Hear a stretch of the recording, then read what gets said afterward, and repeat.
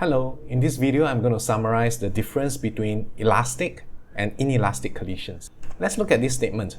Total momentum is conserved during a collision. Is this a correct statement? Yes, of course. This is the principle of conservation of momentum, right? PCOM. What about this one? Total energy is conserved during a collision. Is this a true statement? Of course it is. This is the principle of conservation of energy, PCOE. So what's the difference between an elastic and non-elastic collision? Well, the difference is in the total kinetic energy. So what about this statement here? That the total KE is conserved during an elastic collision. Now this is a bad statement. Firstly, we don't have a principle of conservation of KE. So the word conserved here is not appropriate here. Also, even for an elastic collision, the total KE is not constant throughout the collision. The total KE is only the same before and after the collision. So a better statement would be the total KE is unchanged after an elastic collision. Now what about this one? That the total KE is 0 after a perfectly inelastic collision. Now this is definitely wrong because the word 0 is wrong, yeah? It should be just minimum. It's not possible for both masses to come to rest after the collision if that violates PCOM. Okay, it's always easier with numbers. So let's say we have a 2 kg and a 3 kg approaching each other at 4 and 5 meters per second. Let's calculate the outcome of the collision for both elastic and inelastic collisions. Let's start with a perfectly inelastic collision. We set up the PCOM equation, which is going to read like this. So 2 times 4 is equals to 8, 3 times 5 is a 15, but because it's a leftward momentum, we put a negative sign there. So this is the total initial momentum, and this is the total final momentum. Now notice I didn't write V1 and V2, I only write V. Why is that so? Because this is a perfectly inelastic collision where the maximum KE is lost. It turns out for all the outcomes that still conserve the total momentum, the one that has the minimum KE is always the one where the two velocities are the same. That's why the perfectly inelastic collision is so easy to solve, because instead of V1 and V2, we have only one single V.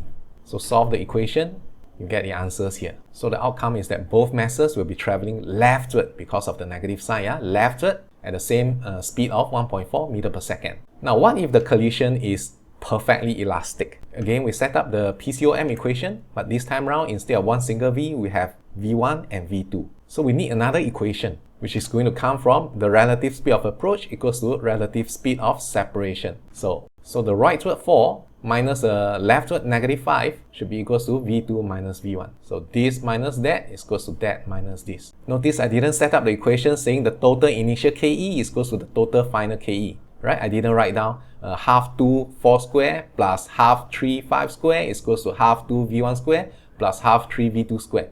If you do that, you're going to end up with a horrible quadratic equation which will take forever to solve. So it turns out for all the outcomes that still conserve total momentum, the one that will leave the total K unchanged is always the one where the two masses separate at the same relative velocity as they approach each other before the collision. So we end up with two equations, solve them simultaneously, and you get the answers here. So the perfectly elastic, now notice we don't need to say the word perfectly if we mean the perfectly elastic collision, yeah? So elastic collision is the perfectly elastic collision. So the perfectly elastic and the perfectly inelastic represents the two extreme outcomes for this collision. So depending on how elastic or how inelastic the collision is, V1 can range from negative 1.4 to negative 6.8, and V2 can range from negative 1.4 to positive 2.2 meters per second. So is it possible for the outcome to be such that the 3 kg comes to rest? Yeah, it's possible.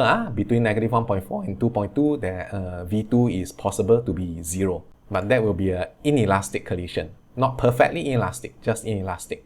So if in a problem we are told that V2 is 0, then again we can solve for V1 by just doing the PCOM equation. Just replace V2 with 0 and you can solve the outcome to be like this. Okay, now that we have calculated the outcomes for all these three situations, let's plot the results out in graphs because it will make some ideas more obvious. So here I've plotted out the momentum time graph for the perfectly inelastic collision. The red is the momentum for the 2 kg and the blue lines are the momentums for the 3 kg. If we were to add the line for the total momentum, it will be this horizontal line here because the total momentum is conserved before, after, and during the collision. Now let's join this up with straight lines here. It need not be straight, but let's just assume that it changes linearly. Now notice that the steepness of these two lines are exactly the same. Why is that so? Because the total momentum must be conserved. The change in momentum of this guy must be exactly offset by the change in momentum of the other guy. In fact, in going from 8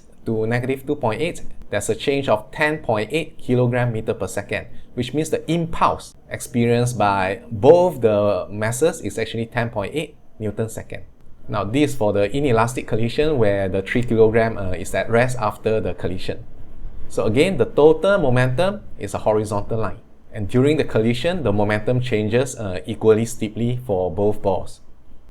Notice for this one, the change in momentum is not that much, so the impulse is actually smaller, 15 Newton second. This is the one for the elastic collision. Again, the total momentum is conserved, and the red and the blue line have the same steepness. The elastic collision actually has the largest impulse. The elastic collision is always the most violent one. Okay, now let's talk about the velocity time graphs instead. So again, we already know all the outcomes, right? So we'll just plot them into our graphs. So the red line is the velocity of the 2 kilogram and the blue line is the velocity of the 3 kilograms. Again, let's assume that the changes during the collision occurs linearly. Now, do these two lines have the same steepness? Of course not, yeah? Because the change in momentum must be equal but opposite, but the change in velocity need not be. In fact, the 2 kilogram, it has the smaller mass, so its velocity must change at a faster rate compared to the blue. This is also quite obvious because the forces acting on the two balls are equal but opposite, so the smaller mass will experience a larger acceleration. Now, what about the total KE? Now, the total KE will look like this. So we lost about close to 50 joules of KE.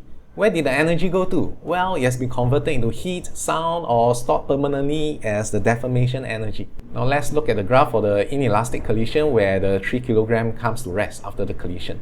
Again, the red line is 1.5 times as steep as the blue line. As for the total KE, it will look like this. Again, we lose some KE, but not as much as the earlier case where the collision was perfectly inelastic. Interestingly, when does the minimum KE occur? It actually occurs at this point. Why? Because at this point, the two of them have the same velocity. Remember, that's when we have the minimum KE. So the minimum KE actually happens here. Now for the case when the collision is perfectly elastic. Again, the red line is 1.5 times as steep as the blue line. What about the total KE? It's going to look like this. So notice, even for the elastic collision, the total KE is not constant throughout.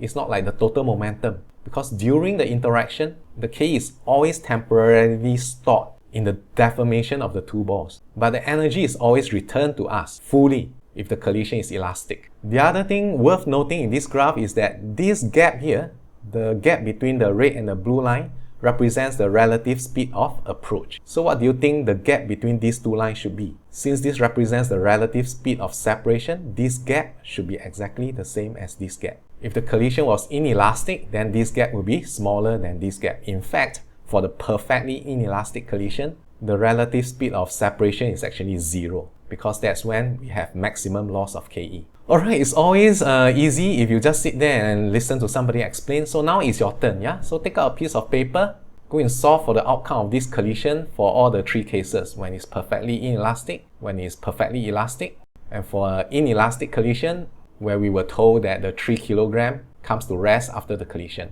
After that, then do a quick sketch of the momentum time and the velocity time graphs. Pay special attention to the total momentum and the total KE. Also notice how the impulse changes for the three cases, and also how the relative speed of separation changes for the three cases. Alright, that's all. Ta-ta!